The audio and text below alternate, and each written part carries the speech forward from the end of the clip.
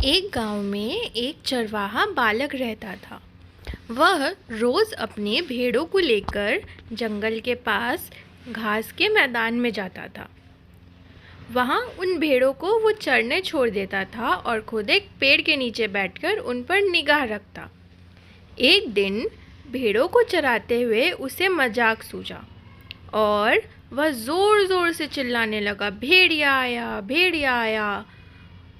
फिर क्या हुआ, वहाँ से कुछ दूरी पर खेतों में कुछ किसान काम कर रहे थे। चरवाहे बालक की आवाज़ को सुनकर वे अपना सारा काम छोड़कर उसकी सहायता के लिए दौड़ चले आए।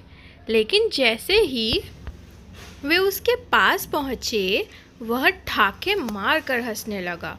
किसान बहुत गुस्सा हुए, उसे डांटा और चेतावनी भी दी कि आज के बाद ऐसा मजाक मत करना।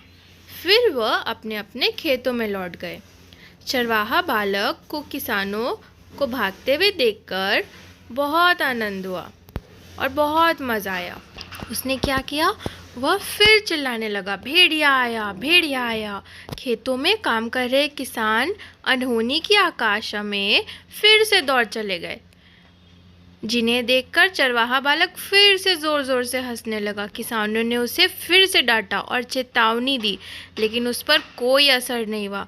उसके बाद जब तब वह किसानों को इसी तरह से परेशान करने लगा।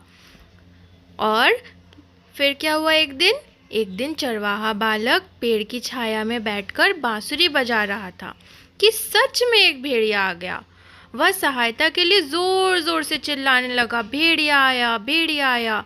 लेकिन उसकी शरारतों से तंग आ चुके किसानों ने सोचा कि आज भी बालक उन्हें परेशान करने के लिए ही आवाज़ लगा रहा है, इसलिए वे उसकी सहायता के लिए नहीं गए।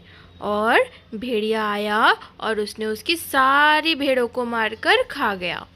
तो चरवाहे बालक को अपनी गलती का एहसास हुआ और उसने प्रण लिया कि वो आज के बाद कभी झूठ नहीं बोलेगा और दूसरों को कभी परेशान नहीं करेगा। तो बच्चों, इस कहानी से हमें क्या शिक्षा मिलती है? हमें यह शिक्षा मिलती है कि बार बार झूठ बोलने से लोगों के विश्वास पर चोट पहुंचती है और उनका विश्वास टूट जाता है। किसी का भी विश्वास पाना बहुत कठिन होता है। हमारा आज का झूठ हमें कल परेशान कर सकता है। हमेशा सच बोलो और कभी दूसरों को परेशान मत करो, क्योंकि अगर आज आप झूठ बोलोगे तो कल आप पर कोई विश्वास नहीं करेगा।